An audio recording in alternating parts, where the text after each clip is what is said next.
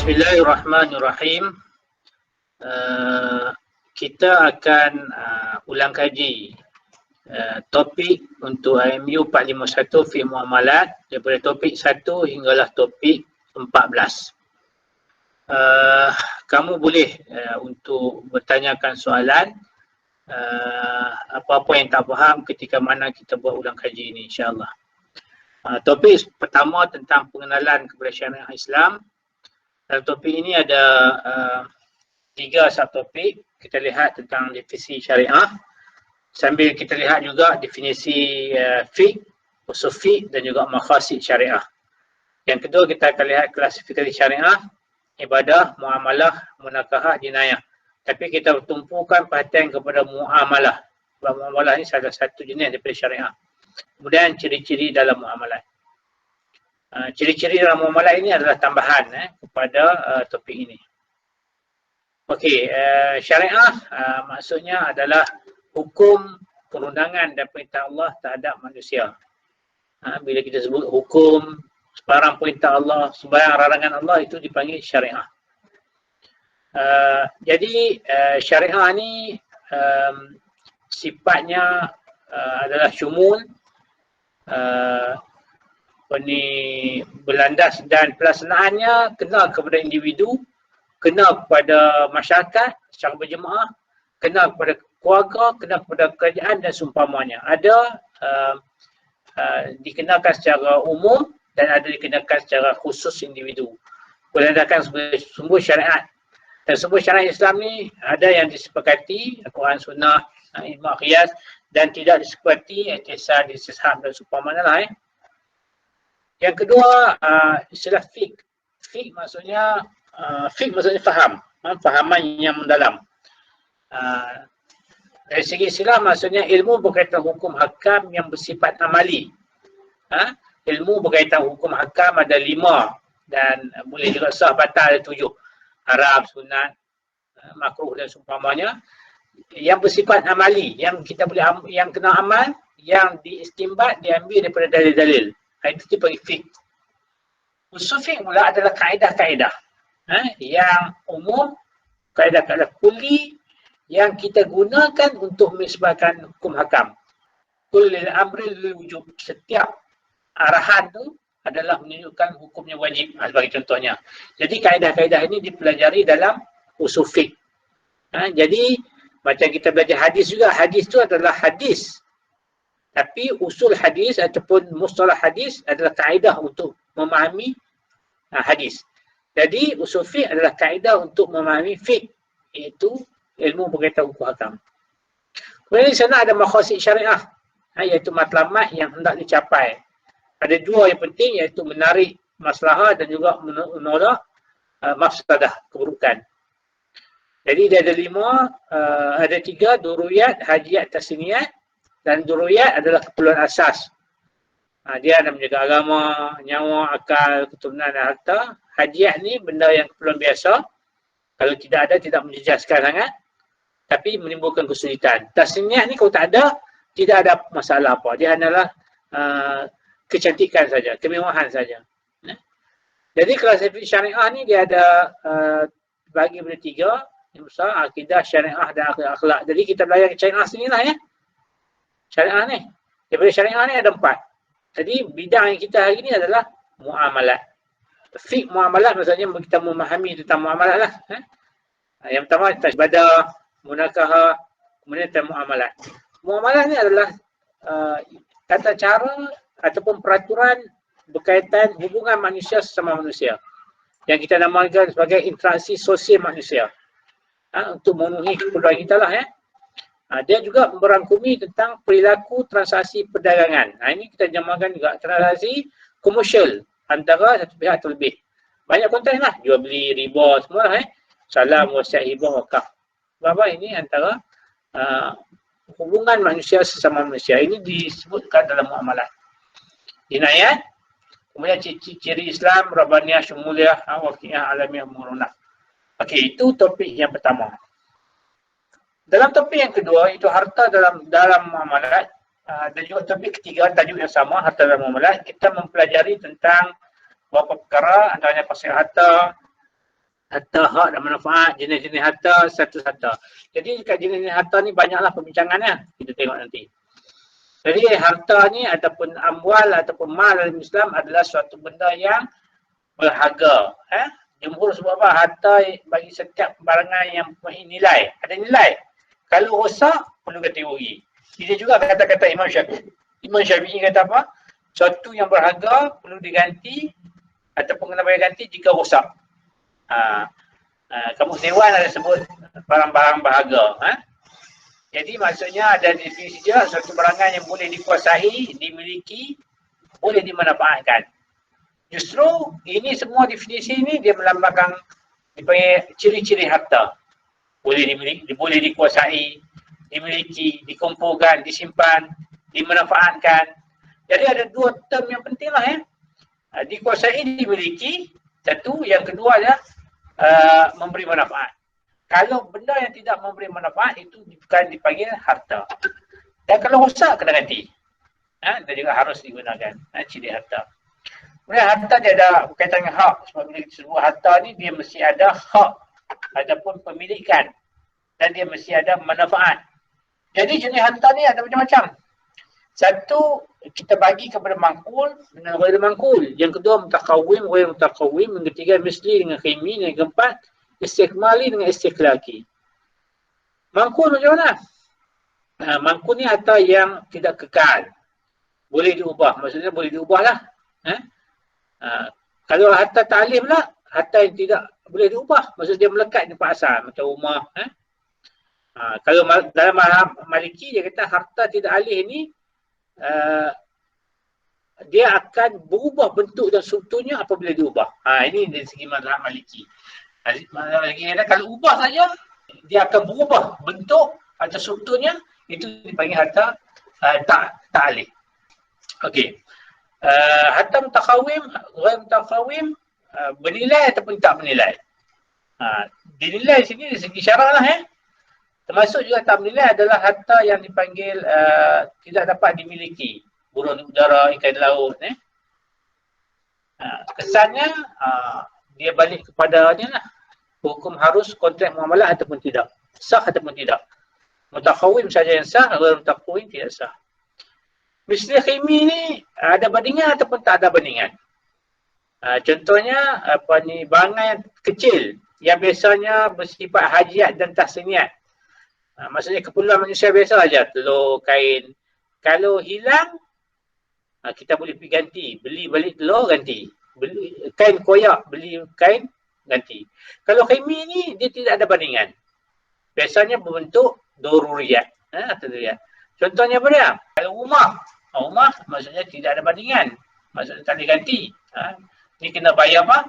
Badalnya, gantinya kena bayar dengan nilai untuk harta khimi. Kalau harta misli yang biasanya berbentuk kecil, bentuk hajiat, tasniat saja, boleh digantikan dengan harta yang serupa. Kemudian istikmali, istiklaki yang kekal ataupun tak kekal zatnya. Hilang ataupun tidak. Kalau istikmali ni, dia boleh digunakan untuk kontrak sewa. Tapi kalau istiklaki ni, maksudnya dia habis. Kemudian status harta ada 3. Yang pertamanya mamluk. Mamluk ni maksudnya yang boleh dimiliki lah. Sama ada oleh individu ataupun secara bersama. Rumah, semua jadi bila kita miliki ni orang lain tak berhak gunalah. Kecuali dengan kontrak sewaan, pinjaman, boleh. Itu alhamdulillah harta mamluk, harta yang dimiliki. Harta mubah maksudnya harta yang belum lagi dimiliki. Secara pribadi ataupun siapa. Contohnya macam haiwan di udara, tumbuhan di hutan kan. Jadi di siapa-siapa pun boleh guna. Tapi kalau tumbuhan pokok di tanah orang tak boleh lah. Ini maksudnya hutan belantara lah. Siapa-siapa pun boleh guna. Malah siapa pun boleh jadi pemilik dengan usaha dia lah. Tapi kena ada syarat dia lah. Contohnya kena daftaran kerajaan dan seumpamanya. Tapi dalam mazhab Maliki, harta pokok bumi macam emas kita jumpa kan, kita gali jumpa kan. Dia ini tidak dianggap sebagai pemilikan pribadi. Walaupun emas yang kita jumpa tu adalah dalam kawasan persendirian. Ni dia tak anggap. Okay? pemilikan peribadi. Dia mesti pemilikan oleh pihak yang berkuasa macam kerajaan dan seumpamanya. Soalnya ulil amri lah Kemudian yang seterusnya terakhir harta mahjub. Maksudnya harta yang dihalang, tidak boleh dimiliki oleh siapa-siapa, tapi dia ni kepunyaan orang lain ataupun untuk kepentingan bersama, jalan raya, kubur, masjid. Jadi dia ada pengurus dia yang boleh menguruskannya. Okey. Kemudian topik yang keempat adalah tentang teori pemilikan. Ada konsep pemilikan, tanggungjawab terhadap pemilikan harta, jenis pemilikan, tam dengan ghairi tam dan juga penamatan. Jadi pemilikan ni maksudnya penguasaan dan juga kebiasaan bertindak di atas hak milik.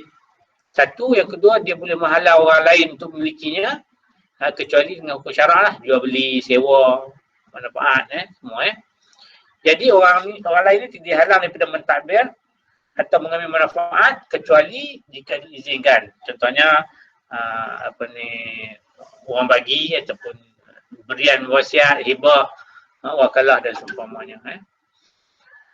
Harta ni, ciri harta ni ada yang dipenuhi sendiri, ada dipenuhi melalui pemindahan, kontrak, ada yang melalui anugerah ataupun pemberian yang orang panggil macam wasiat, nafkah, pusaka ataupun bantuan orang. Ini juga cara perolehan harta pemilikan. Kemudian tanggungjawab kita terhadap harta, kita kena tahu harta adalah hak milik Allah.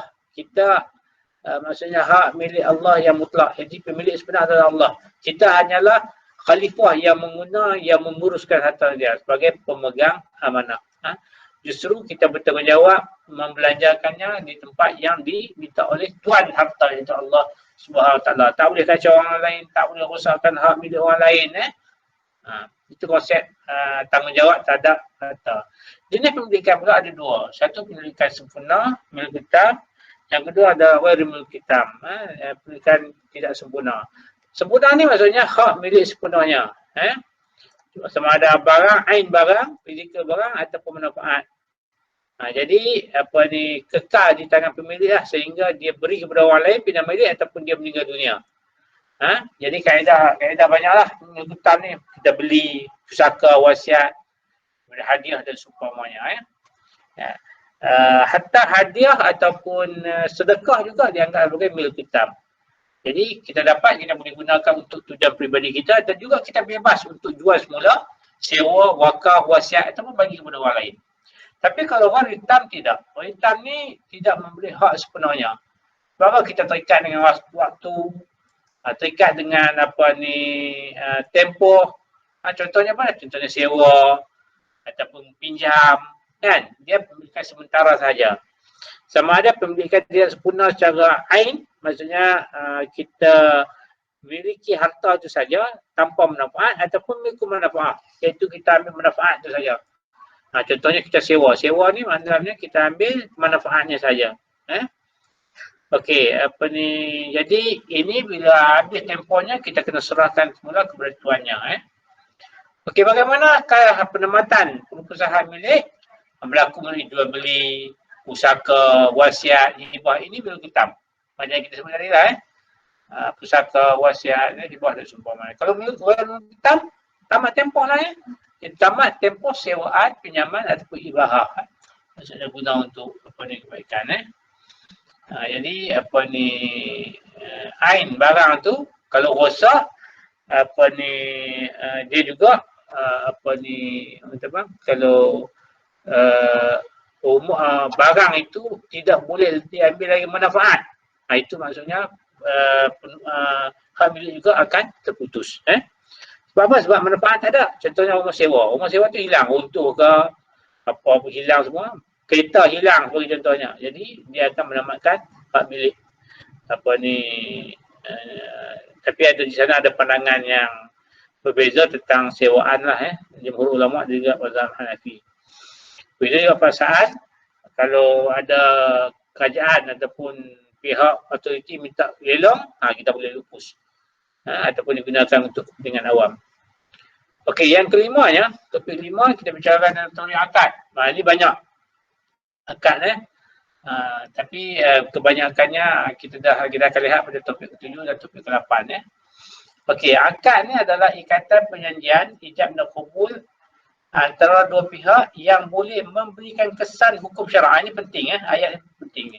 Memberikan kesan kepada hukum syarak. Itu maksudnya akad. Jadi kesan tu apa dia? Mewujud, memindah, menguasai, mengguna dan seumpamanya. Kontrak akan tamat, terbubuh apabila tamat tempoh suatu matang kontrak lah ataupun akad yang kita buat. Jadi ada 3 unsur akad, iaitu akidain dua pihak, lepas tu maqul alaih perkara yang ini dan juga sirah ijab dan qabul. Ini dipanggil rukun lah. Dan setiap rukun ni ada dia punya syarat dia.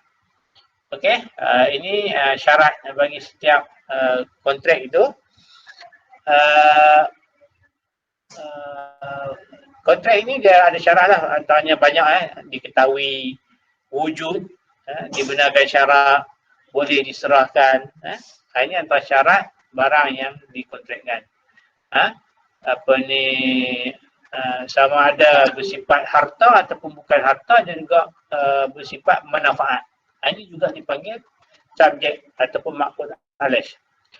Kemudian ijab dan qabul maksudnya percakapan ataupun isyarat yang lahir dan tidak semestinya menggunakan perkataan.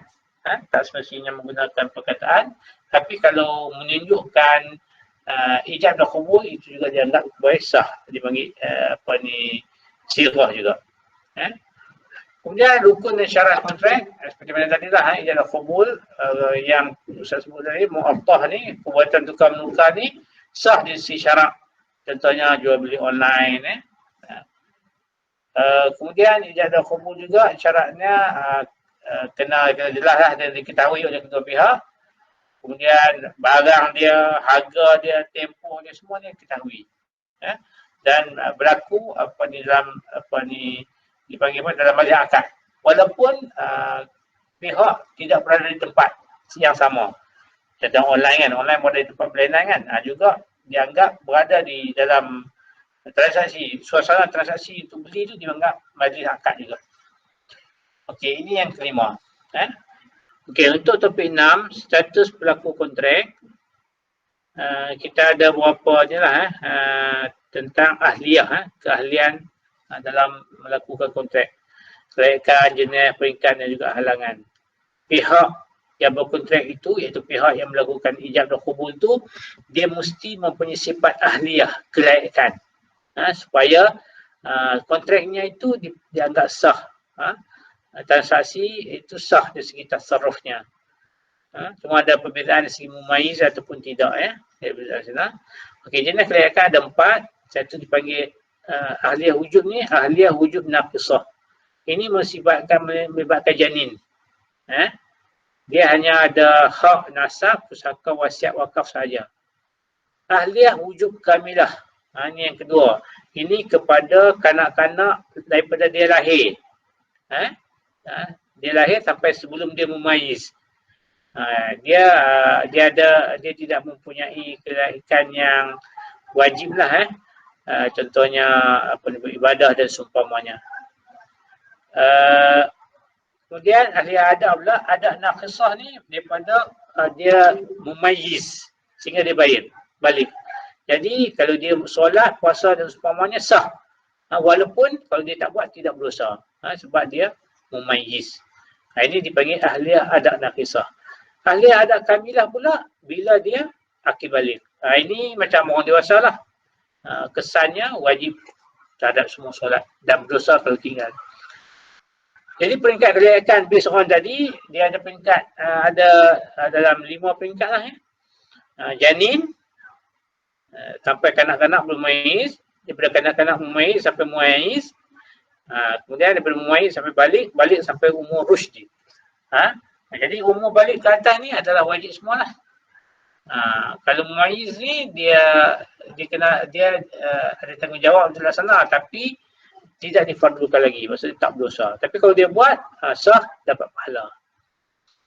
Ada beberapa kelayakan, halangan kelayakan.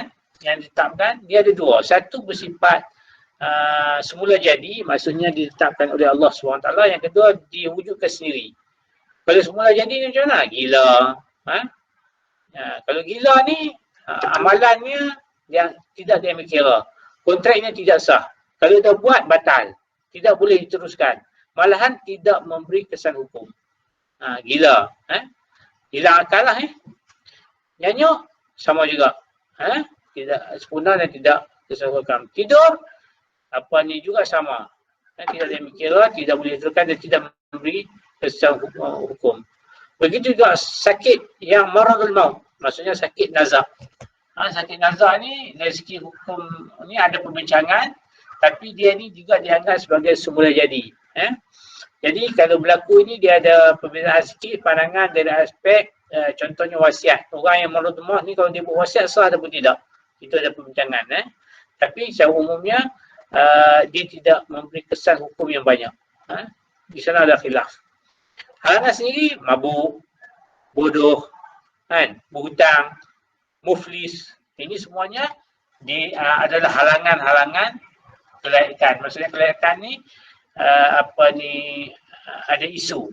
Kalau mabuk sebagai contohnya memang kontrak yang tak sah menurut jumhur ulama. Kalau bodoh, dia kelayakannya ni ada tapi dia ditegur untuk mentadbir harta. Kalau orang berhutang, dia tidak boleh menguruskan harta. Kalau orang muflis tu macam tu juga. Muflis ni maksudnya dia tidak ada perlakuannya tidak boleh diuruskan untuk perkara-perkara berhubung dengan harta. Maksudnya ini halangan diwujudkan sendiri. Okay, habis. Kemudian yang ketujuh, klasifikasi kontrak. Ini jenis-jenis kontrak lah. Ada yang mengikut kita bernama musamma, wair musamma. Ada yang sahih, tidak sahih. Ada yang lazim dengan wair lazim.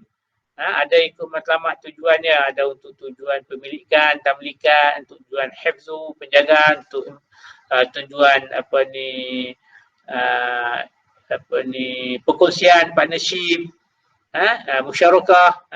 Begitu juga berdasarkan benda. Ain dengan ghairi ain atau berdasarkan kesan segera ataupun tidak segera. Kita tengok. Ini konteks musamma dengan ghairi musamma, bernama ataupun tidak bernama. Bernama ni maksudnya wujud dalam Quran lah. Baik salam, ijarah, sewa, wasiat. Tapi kalau tidak bernama ni tidak ditetapkan oleh syarak. Contohnya konteks zaman sekarang kan, bai'ul istisna. Dalam Quran tak ada dalam hadis pun tak ada. Bai'ul istisna. Ini baru Kemudian konteks sahih ataupun tidak sahih. Ini kalau based on tadilah Kalau konteks sahih ni dia ada yang melahirkan kesan hukum. Kalau yang tidak sahih ni tidak memenuhi syarat lah Jadi dia tidak melahirkan kesan hukum. Termasuk juga dari aspek orang yang buat. Kalau orang yang buat tu gila, dia dianggap kontrak tidak sahih. Kemudian kontrak lazim mengikat ataupun tidak. Maksudnya kalau dia buat itu, kontrak itu membabitkan persetujuan satu pihak lagi tak? Itu dia panggil lazim. Kalau dia tidak memerlukan persetujuan daripada pihak lain untuk batalkan, itu dipanggil tidak lazim. Adapun juga termasuk kontrak satu pihak. Wasiat, hibah, sedekah, hadiah. Kalau kontrak ijarah, sewaan, itu dipanggil lazim. Kemudian berdasarkan tujuan, tamlikan untuk pemilikan. Tamlikan untuk pemilikan antaranya kontrak muawadah, pertukaran, baik murabaha, ainah, tabarruk, itu semuanya tamlikan. Maksudnya kontrak ini jika dilakukan dia bersifat dengan pemilikan. Sama ada bersifat dengan muawadah, pertukaran barangan ataupun tabarru'at derma. Kalau istirah pula dia perkongsian. Kongsi modal kerja, musyarakah, mudharabah. Kalau dhamanat, jaminan seperti kafalah, ar-rahnu. Hifzu ni maksudnya penjagaan, contohnya wadi'ah. Itlaqat ni maksudnya kita bagi kuasa, contohnya wakalah. Jadi semuanya ini berdasarkan tujuan. Tapi yang banyaknya adalah tamlikat lah. Sebab tamlikat ni dia ada beberapa kategori, antaranya muawadat, tabarru'at. Okey. Kemudian aini dengan ghairi aini. Benda bukan benda. Kalau benda ni maksudnya bersifat serah ain. Apa ni, jadi kontrak pada benda ni banyaklah Antaranya 5 kontrak ni ada simpanan, pinjaman, gadaian, hutang dan juga hibahan. Jadi lain daripada 5 kontrak ini, yang ain ni dipanggil kontrak bukan ain. Iaitu perlu serahan dan penerimaan ain barang tidak perlu ada pada tidak ni. Tolong tambahkan tidak ni. Tertinggal ni. Kontrak yang tidak perlu serahan dan penerimaan ain barang, sebaliknya memulai dengan lafaz yang tidak mempunyai kejahatan berbentuk kontrak. Tidak perlu tidak pada tidak sini. Jadi contohnya kontrak semua ni lah kecuali 5 benda ni. Kemudian berdasarkan kesan segera pula ada 3. Munjiz, mudhaf ataupun mustaqbal dan juga syarat. Munjiz ni maksudnya dia tidak dikaitkan dengan pelaksanaan pada masa hadapan ataupun pelaksanaan dikaitkan dengan syarat. Sebab apa? Bila lafaz dikaitkan dengan pelaksanaan pada hadapan dipanggil mudhaf. Mudhaf ni maksudnya hadapan. Mustaqbal pun juga kontrak pada masa hadapan. Jadi maksudnya kontrak ini daripada pelaksanaan yang kesannya tertakluk kepada masa yang dinyatakan. Kemudian yang keduanya adalah dikaitkan dengan syarat. Kalau kontrak munjiz dia tak kait dengan syarat. Dia ada kontrak syarat saja dikaitkan dengan syarat. Dia terbentuk bila wujudnya syarat tersebut. Kalau tak wujud dipanggil munjiz. Tapi kalau wujud pada masa hadapan, maksudnya tertakluk pada masa depan, itu dipanggil mudhaf ataupun mustaqbal. Okey, 7. Yang ke-8nya, kontrak satu pihak. Kontrak satu pihak ni ada 4 topik, hibah, wasiat, wakaf, tabarruk. Apa maksud kontrak satu pihak? Maksudnya semua kontrak ini melibatkan satu pihak saja. Pihak yang berikutnya dia tak perlu dalam aspek contohnya nak sign sebagai contohnya, tidak ada qabul. Dia hanya satu pihak saja menawarkannya. Okey. Hibah, yang pertama hibah. Hibah maksudnya berian. Sebenarnya hibah ni dia termasuk juga, kalau segi maksudnya termasuk juga hadiah dan sedekah. Tapi lain sikit sebab hadiah ni melibatkan untuk memuliakan seseorang. Sedekah untuk dapat pahala. Hibah ni beri saja-sajalah. Maksudnya akad pemberian hak milik secara sukarela. Tanpa apa? Tanpa iwat, balasan. Jadi kadarnya tak ditentukan. Dia berlaku semasa hidup pemberi. Kalau berlaku setelah meninggal pemberi, itu dipanggil wasiat. Orang yang wasiat meninggal dunia, baru dia berlaku. Ciri hibah, pemberian hak milik, sukarela, semasa hidup, diberikan tanpa balasan. Dan bukan untuk memuliakan seorang. Kalau memuliakan seorang ini dipanggil hadiah, untuk mendapat pahala dipanggil sedekah ataupun infak. Dia juga bentuk ain dan juga bentuk ain bukannya bentuk hutang dan juga manfaat. Tapi kalau wakaf dia boleh dalam bentuk manfaat. Tapi hibah bentuk ain, fizikal benda saja. Wasiat maksudnya pemberian atau sumbangan seseorang kepada orang lain setelah dia meninggal dunia. Tapi kadar dia tidak melebihi 1/3 setelah ditolak kos jenazah, ditolak hutang. Kecuali boleh lebih 1/3 jika dipersetujui oleh semua waris. Jadi dia ni terlaksana bila selepas kewafatan pewasiat. Jadi ciri dia macam tadilah pemberian hak milik berkuasa sampai kematian, dilakukan dalam sebarang balasan, atau dalam bentuk ain atau manfaat, dan juga tidak melebihi 1/3. Wakaf pula bahasa maksudnya al-man'u ataupun al-habas, menahan. Maksudnya menahan apa? Menahan harta yang boleh diambil manfaat dengan dikekalkan ain fizikal harta tu. Maksudnya kita tahan harta tu daripada menjadi pemilikan seorang individu, lalu dikekalkan ain itu untuk digunakan mengikut tujuan pewakaf, biasanya untuk kebajikan serta mendekatkan diri kepada Allah Subhanahu Wa Taala. Jadi dipindahkan hak orang tu kepada hak Allah untuk digunakan oleh orang lain. Kemudian orang kata apa? Untuk penggunaan orang ramai. Dan biasanya dikaitkan dengan Islam lah, itu sebagai wakaf. Cirinya wakaf, niat wakaf untuk dikandungi oleh Allah, dia terhalang, wakaf ni terhalang daripada pemilikan. Dia nak guna boleh tapi pemilikan tak boleh. Sebab apa? Sudah menjadi hak milik Allah. Digunakan untuk kebajikan dan diagihkan untuk tujuan kebajikan saja. Dalam wakaf yang semasa di Malaysia ni, di Malaysia wakaf seperti mana zakat dia di bawah kuasa negeri. Justru nak urus, nak dapat, nak kumpulkan wakaf kena dapat izinan dari agama Islam. Sekarang ni wujud macam-macam kan, wakaf pendidikan, wakaf korporat, wakaf irsad ni wakaf organisasi lah, ataupun wakaf kerajaan, wakaf seni. Bentuk pun macam-macam dan biasanya bentuk wakaf tunai lah, termasuk juga saham. Saham juga boleh diwakafkan, security, wakaf air, wakaf hak cipta, royalty, semuanya boleh. Ini dipanggil wakaf tunai, bentuk tunai yang kemudian digunakan untuk pembelian aset fizikal. Harta wakaf juga boleh dilaburkan untuk dapat keuntungan, dan kemudian dah untung boleh laburkan semula.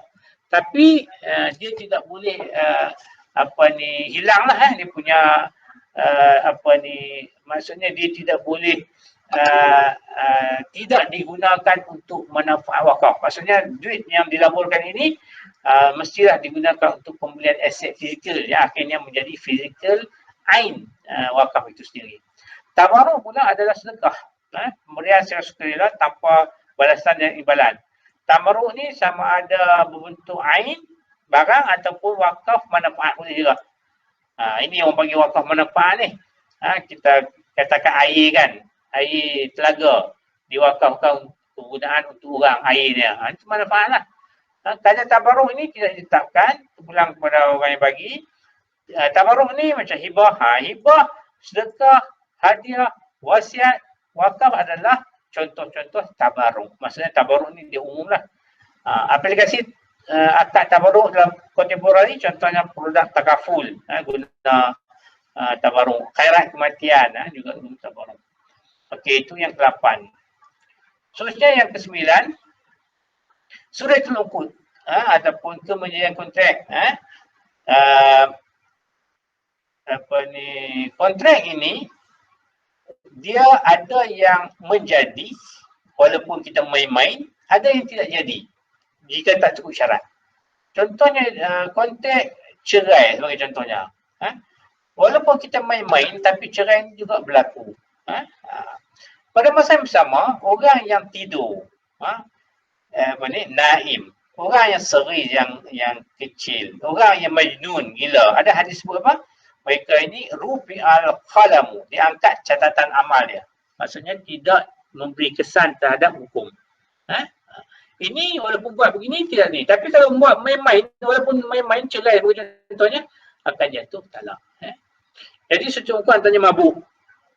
Mabuk ni maksudnya macam-macam lah, sama ada mabuk diharuskan ataupun mabuk diharamkan.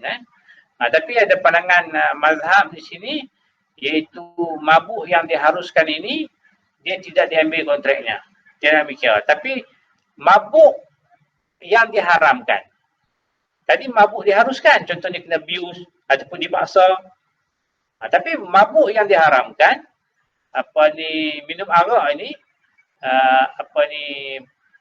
dia diambil kira. Maksudnya dari segi walaupun dia contohnya dia mabuk, kemudian dia ucapkan cerai sebagai contohnya, juga dia ambil kira. Ini pandangan mazhab lah ya. Tapi mazhab yang jumhur, Maliki dan Hanbali, semua orang mabuk tidak sah. Tidak sah. Ini orang mabuk. Pandangan ni lah yang jumhurnya. Tidur begitu juga. Menghalang kontrak. Gila.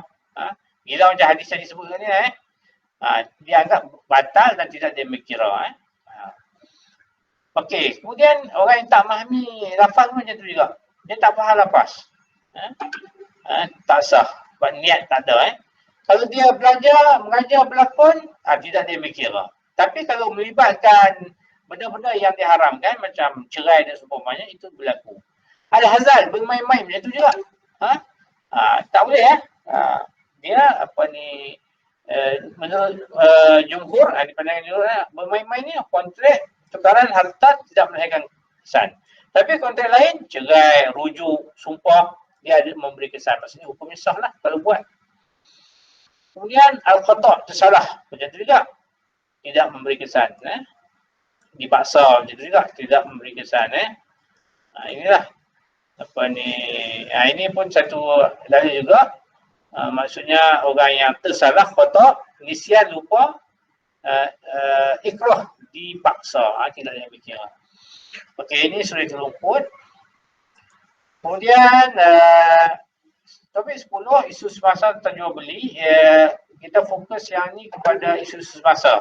Kamu boleh tengok balik lah ijab, qabul, jenis ni lah, muattah ni, online, program internet, pelaburan internet, emas yang online, forex, ni 2 kali bulan ni. Kemudian atau kripto. Ini semuanya isu-isu semasa sebenarnya sibus kita tak bincang kepanjang lah tapi sebenarnya Ustaz letakkan di sini untuk pemahaman kamu lebih. Kemudian topik yang ke-11 berkaitan khiyar. Khiyar ada 3 khiyar ni lah Majlis syarat aib, walaupun sebenarnya khiyar ni banyak berbelah-belah tapi 3 ni yang masyhur. Khiyar maksudnya pilihan untuk membatal ataupun meneruskan kontrak. Jadi penyelesaian terhadap kesilapan lah supaya lahirnya sifat redha meredai dan mengelakkan kemudaratan bagi pihak yang berkontrak. Jadi majlis ni maksudnya ketika masih lagi dalam majlis. Jadi yang pertama khiyar majlis ni menurut atau pembatal kontrak ketika kedua-dua pihak masih berada dalam akad. Kalau mereka dah berpisah, khiyar ni tak dibenarkan. Maksudnya kontrak itu akan berlangsung. Kecuali di sana ada khiyar syarat ataupun khiyar aib.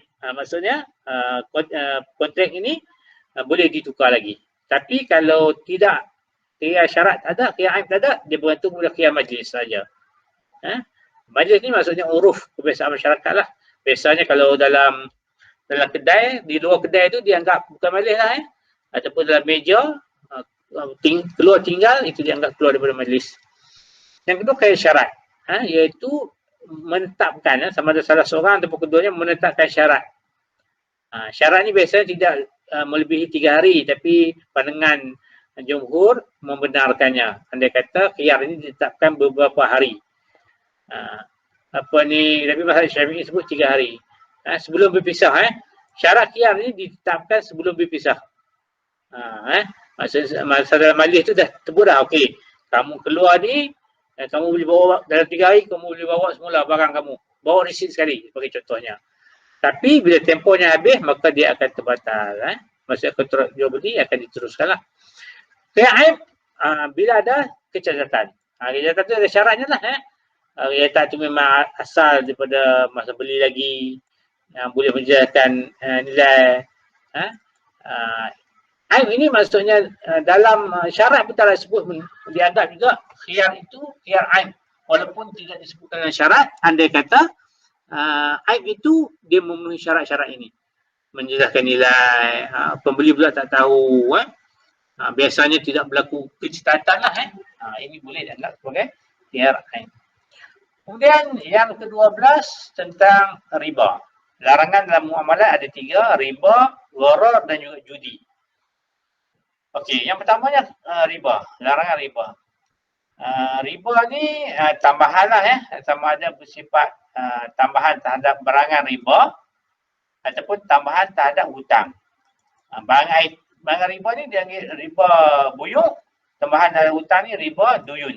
Kemudian dia ada pembahagiannya pula. Kemudian riba ni diharamkan oleh Islam, tapi pengharaman riba ni dia ada peringkat-peringkatnya.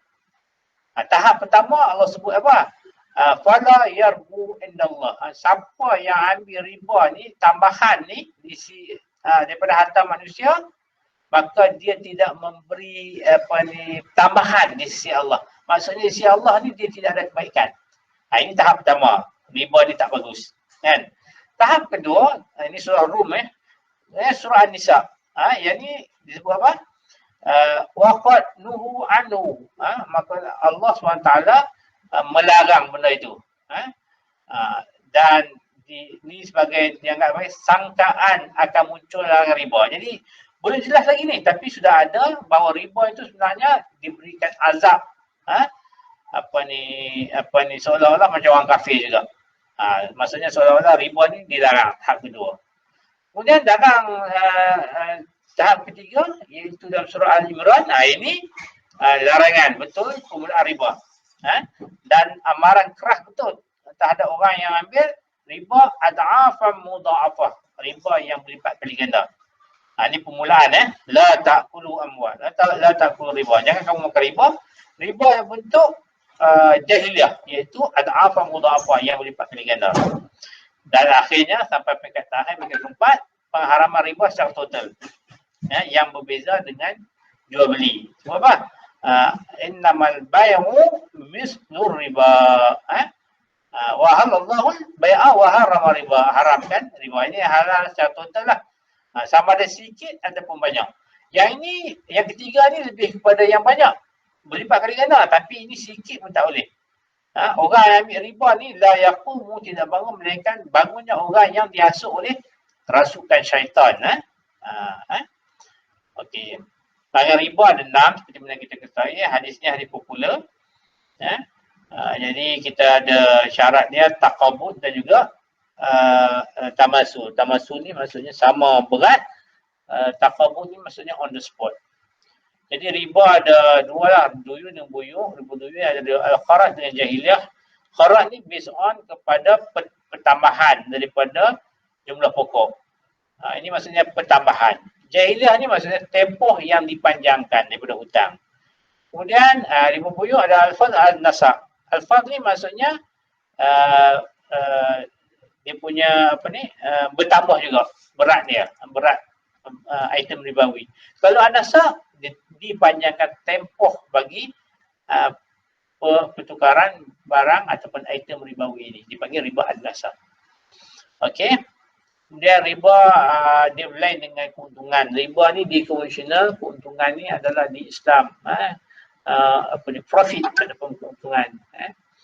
Based on ada banyak perbezaan lah ringkas cerita Islam dengan konvensional. Dan riba ini sebenarnya dia memberi kesan buruk ataupun implikasi buruk terhadap muamalat, terhadap Islam dan seumpamanya. Memfusnahkan ekonomi, hutang, merosak hubungan sosial keluarga, hutang keluarga pun bertambah, menindas orang miskin, memulihkan, macam-macam lagi. Dan memang orang yang ambil riba ni memang diisyaratkan perang dengan Allah SWT. Isu semasa riba banyak, macam kita sentuh hari ni, sebelum ni, dalam bank simpanan, dalam pelaburan, dalam pinjaman, dalam hutang, dalam penggunaan kad kredit, dalam insurans konvensional, dalam pajak karya konvensional, dalam jual beli emas, dalam pelaburan emas, dalam money exchange, forex, dalam MLM, macam-macam ini wujud dalam riba. Kemudian yang terakhirnya, topik yang ke-13 dan 14 kita harung sekali, iaitu gharar dan juga judi. Gharar ni dia ada yasir, mutawasitah, fahish, macam kita tengok sebelum ni lah. Apa maksud gharar? Maksudnya benda yang tak pasti, meragukan sama ada kita dapat ataupun tak dapat, ataupun dia sempurna ataupun tidak sempurna. Macam-macam lah. Contohnya jual beli haiwan dalam kandungan. Ini semuanya melibatkan kurangnya maklumat, keraguan tentang barang, kewujudan barang, kuantiti barang, harga barang, masa serahan barang, itu semuanya dipanggil gharar. Dalil dia ada. Contohnya jenis gharar ni, yasir ni yang suka dielakkan lah. Macam jual beli buah-buahan sekali dengan kulit. Mutawasitah ni lihat kepada dia punya sikit ataupun banyak. Kalau banyak dia punya ghararnya, dia anggap fahish. Kalau sikit dia anggap yasir. Kemudian gharar yang fahish ni tidak diterima lah. Maksudnya gharar yang dilarang. Antaranya hukum jual beli yang dianggap tidak sah dan juga dibatal dalam mazhab Syafi'i. Contohnya jual beli burung di udara, ikan dalam air dan seumpamanya. Kemudian kesan gharar, implikasi buruk gharar banyak. Antaranya pemusuhan, kezaliman. Contohnya mencuri pelanggan, meminta perdagangan. Ini jenis contoh-contoh riba gharar. Menindas orang tengah, melahirkan sifat mazumah. manipulasi, monopoli untung atas usaha orang, monopoli kekayaan bergantung kepada pihak yang kaya sahaja, boleh menimbulkan harga naik, inflasi. Juga wujudnya penipuan harga, tanda harga, kualiti, pembungkusan, serahan, kos. Ini permasalahan gharas pasar ni macam ni lah yang contoh tadi yang kita tengok sebelum ni, gambar saiz barangan besar tapi barang kecil je, tanda harga, kontrak tak jelas, kos tersembunyi. Kemudian judi pula dan juga jahalah. Definisi judi adalah pertaruhan yang melibatkan dua pihak di mana dia ada untung rugi salah satu pihaknya. Pihak yang menang akan ambil daripada pihak yang kalah. Azlam, maksudnya pertaruhan dalam memanah orang dululah. Kesan ataupun implikasi buruk mesej hidup miskin, terbayar hutang, rasuah, keluarga peranda, keluarga juga terlibat dengan hutang, miskin, masyarakat, semuanya rosak, individu, keluarga dan juga masyarakat. Permasalahan mesej semasa pertandingan yang ada hadiah, yang ada yuran, laga haiwan, peraduan, pampir, jam-jam bertuah, online kasino ataupun judi cyber, macam-macam. Permasalahan jahalah boleh berlaku dalam pelbagai bentuk. Antaranya jahalah macam wara tadi lah. Antaranya wujud dalam akad itu sendiri, kita tak tahu kita guna akad apa, ataupun kewujudan barang kita tak tahu juga siapa pemilik barang, jenis barang, spesies barang, kadar barang, berat barang, kuantiti barang, harga barang. Ini semuanya betul-betul jahalah yang tidak dibenarkan. Tempoh tak tahu, nak serah bila pun tak tahu.